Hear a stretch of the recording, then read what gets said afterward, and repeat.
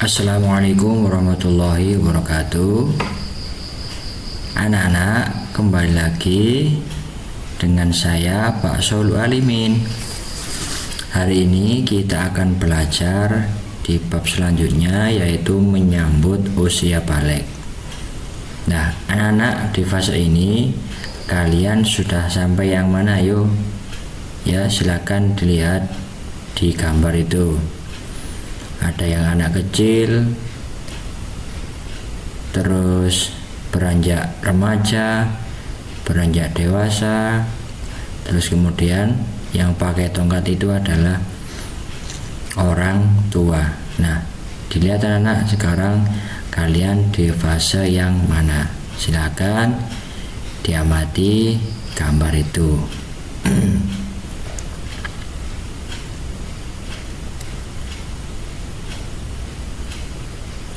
Nah, anak-anak, sekarang berapa sih umur kalian? Ya, coba ayo dihitung berdasarkan tanggal lahir kalian. Bagaimana perubahan tubuh kalian sejak kelas 1 sampai kelas 4 sekarang? Apakah masih anak-anak atau sudah dewasa? Tentunya kalian mengalami perubahan pada badan dan mental sesuai perkembangan usia. Nah, kita sekarang akan belajar tentang tahap perkembangan usia yang sangat penting sebab berhubungan dengan kewajiban kalian untuk menjalankan syariat agama, yaitu tentang usia balik. Nah, balik sendiri anak-anak secara bahasa adalah sampai, sedangkan menurut istilah kedewasaan bagi seorang muslim, bagi laki-laki ditandai dengan antara lain keluar mani atau basah, dan bagi perempuan yaitu ditandai dengan keluarnya haid. Nah, tanda-tanda balik sendiri menurut ilmu biologi yaitu dibedakan menjadi dua macam, yang laki-laki dan yang perempuan. Yang laki-laki yang pertama tumbuh jakun, yang kedua suara berubah, yang ketiga nafsu makan meningkat, dan yang keempat tumbuh rambut di bagian tertentu. Sedangkan bagi perempuan, yang pertama tandanya adalah pinggul dan dada mulai membesar, yang kedua suara lebih merdu, ketiga nafsu makan.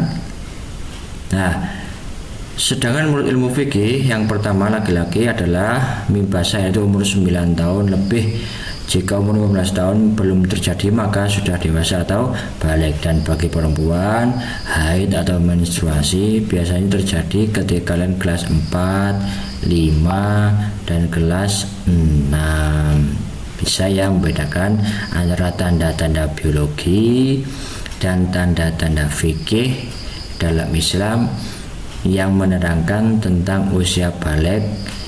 Nah, sekarang diamati anak, apakah kalian sudah mengalami tanda-tanda itu dalam diri kalian masing-masing? Nah, kalau sudah balik itu anak-anak diwajibkan untuk mandi wajib ya. Siapa yang diwajibkan? Yang pertama, anak yang mengalami basah dan haid itu sedang mengalami yang namanya hadas besar. Lah, untuk bersuci anak-anak diwajibkan untuk melakukan mandi wajib. Lah, rukun mandi wajib sendiri itu ada dua. Yang pertama niat, dan yang kedua meratakan air ke seluruh badan kalian.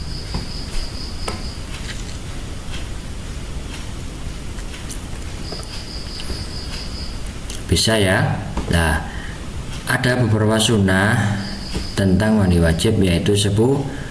Yang pertama membaca basmalah, yang kedua membersihkan kedua telapak tangan sebelum memasukkan ke tempat air, ketiga menghilangkan kotoran yang ada pada badan. Itu sunnah-sunnah mandi wajib ada 10 macam. Silakan dilihat, diamati ya. Nah, kalau dilakukan anak-anak akan mendapatkan pahala.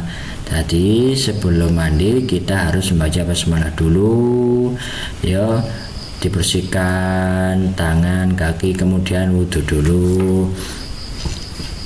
Dan larangan bagi orang yang sedang berhadas ada beberapa. Yang pertama sholat, tawaf, puasa, memegang mushaf Al-Quran, dan iktikaf di masjid. Iktikaf itu adalah berdiam diri di masjid. Dan kewajiban setelah usia balik yang pertama sholat fardu, mencari ilmu, puasa, menutup aurat, berbakti kepada orang tua. Itu harus dilakukan ketika anak-anak sudah mencapai usia balik. Terima kasih.